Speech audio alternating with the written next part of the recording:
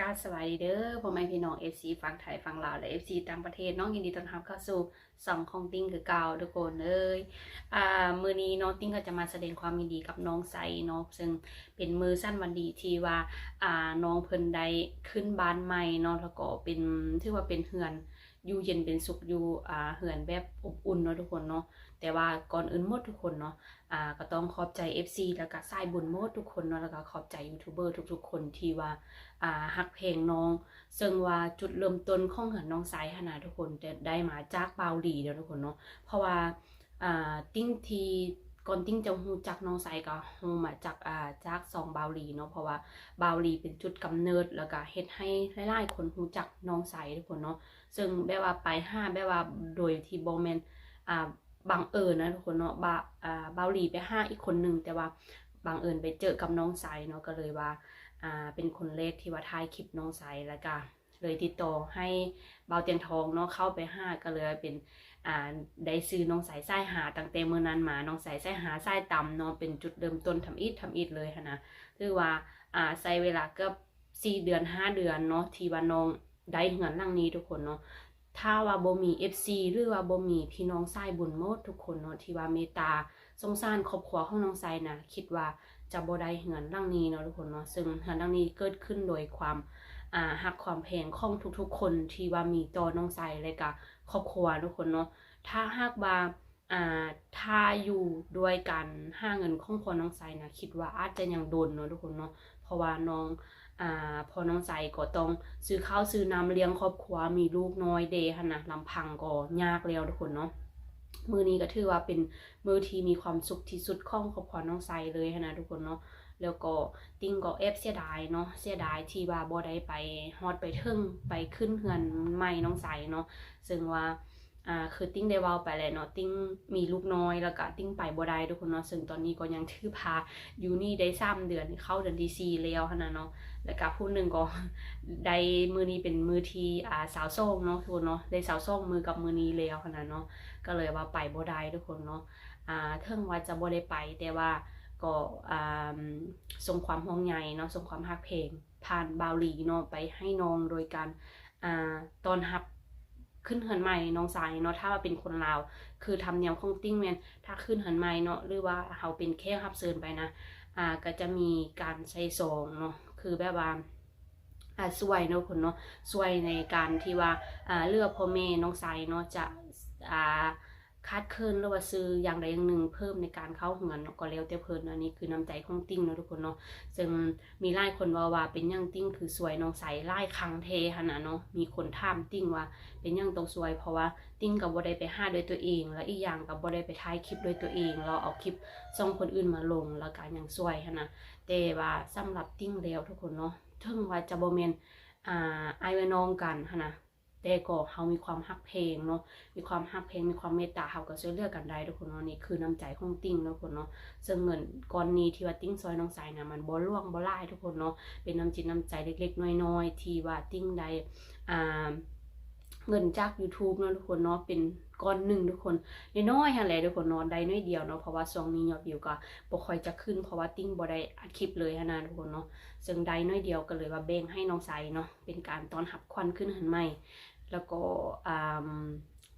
เบิ่งพอน้องสายก็คือแบบตื่นตันใจแฮงเนาะดีใจแบบ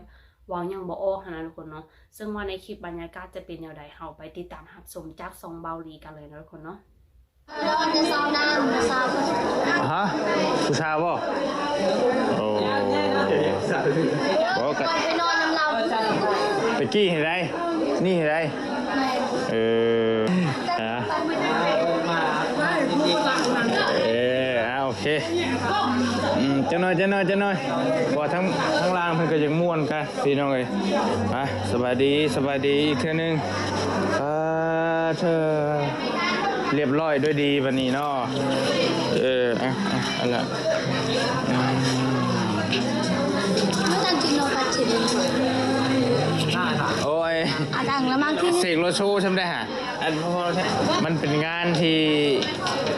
งานขึ้นบ้านใหม่งานแต่ง มันต้องคู่กับความม่วนความซื่นนะพี่น้องเอ้ยเข้าไปจะข้ามเพิ่นเปิดเพลงกันแบบยากหน่อยนึงคนกำลังเมากำลังเข้าเส้นว่าโยกำลังสิเต้นว่าซั่นเอาจะหน่อยเนาะจะหน่อยแล้วบอลลี่กับซิบเว้าพร่ำทำเพลงเดี๋ยวให้เพิ่นม่วนเพิ่นซื่นกันเนาะก็ถือว่าพิธีก็แม่นเฮจะจักโมงล่ะเฮจะจักโมง แห่แต่6 โมง เฮแต่6 โมง คอยฮู้ของสติงฝากมาให้คอยจัก เอามันก็ตั้งบ่ได้นี่รัดกันบ่แหละชาวทิ้งฝากมาให้เจ้าเท่าไรเราฝากมาให้เจ้า บ่ฮู้ เราเจ้าคือฮู้ ฮู้บ่คลิป เราเบาบ่ทันเบาอย่างไรมันเบารัดไปเลยคำว่าแล้วแบบ เอาลัดและฮู้เนาะ เอาอันนี้เลยเม่นของสติงเพิ่นฝากมาทางอ้ายเด้อ500,000เพิ่นฝากมาขึ้นเฮือนน้ำเจ้าเด้ออ้ายเด้อเพิ่นมาบ่ได้เพิ่นอยู่ไกลพี่น้องเอ้ยเนาะเลยมานี่เลยทั้งอันนี้น่ะเป็นของน้าบ่าวเองอันนี้เด้อเอา ขอบใจ น้าบ่าวผูกแขนให้เจ้าคือบ่พก เอาจับก่อนจับก่อนอันนี้เอาอันนี้ของเจ้าดาวเด้อใส่พี่น้องเอ้ยของบ่าวบุญคงอันนี้อาชีพเผาๆนี่จังน้อยพี่น้องเอ้ยเป็นยันว่าเพิ่นอยากเปิดเพลงเด้เดี๋ยวแป๊บเดียวมา มัดเงินเลยนะ ฮะ มัดเงิน เดี๋ยวเจ้ากรรมเดี๋ยวเจ้าก็แก้คือเก่าเด้ล่ะ เอาครับมาเอาครับ เดี๋ยวให้มันเงินให้บ่ นั่น เห็นยังไง ใครอยากได้ครับ โอเคโอ้บาทสิฮอด50,000แล้วเดี๋ยวนี้มาสิผูกแขนให้มาเอาเด้อน้องชัยเด้อมื้อนี้ก็ถือว่าเป็นมื้องามยามดีเนาะตั้งแต่มื้อนั้นพี่น้อยจนฮอดมื้อนี้เนาะที่บอลลี่ไปเจอบอลลี่ก็จะเล่าไปเจอน้องไส้เพิ่นเล็กๆเลยอยู่ต้นขาม ก่อนเป็นคนเล่ร่อนเดี๋ยวนี้ไม่เป็นคนเล่ร่อน เวลาผ่านมาก็2 เดือนบ่หรือ3 เดือนเนาะ 4 เดือน 4 เดือนแล้วบ่ฮอดแล้วบ่ ฮอด4 เดือนน้องเขาเกิดนะเบาก็เจอค่อยเดี๋ยวนี้น้องเขา4 เดือน โอเคเอ้ามีแต่อ้ายยินดีนำเด้อล่ะเด้อ โดยขอบใจ จากมื้อนั้นจนฮอดมื้อนี้ทางน้องเพิ่นก็ได้เฮือนได้ชานใหม่แล้วก็ให้เจ้าดูแลเฮือนชานนี่ดีๆเด้อให้เป็นเฮือนค้ำเฮือนคูนเฮือนห่างเฮือนมีอยู่แล้วก็ร่ำรวยเด้อเอาสาธุพี่น้องเนาะ นักไอ้นี่ครับนี่ นายคันนี้มันนักหรอกมาอันนั้นมาสิผูกในทั้งสาวดาววันนี้ แม่สิได้ครับ ทางสาวดาวในฐานะผู้เป็นแม่เนาะก็แสดงความยินดีน้ำในลายอยู่ห้องใดห้องนี้บ่ห้องตัวนี้บ่เอายินดีน้ำในลายได้เฮือนซานมาอยู่พี่น้องเอ้ยบ่ต้องนอนเฮือนไผแล้ววันนี้เนาะ ให้อยู่แล้วก็ให้เป็นเฮือนห่างเฮือนมีให้เป็นเฮือนร่ำเฮือนรวยอยู่แล้วก็ห่างมีเด้อห่างมีสีสุขเอาโดยสาธุ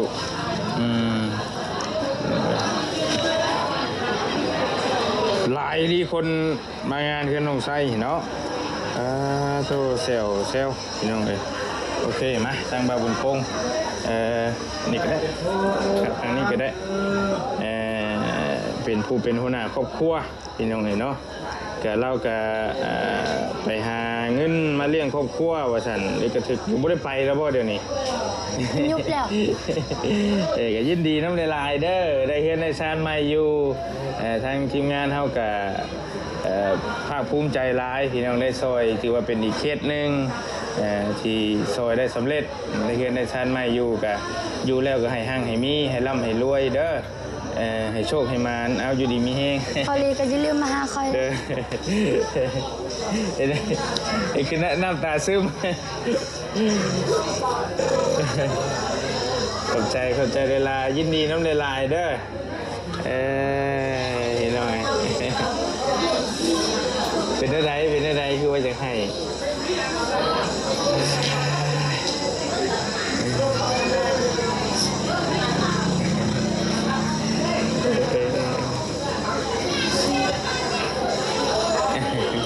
ขึ้นเฮือนมาให้ ฮะเอาดีใจ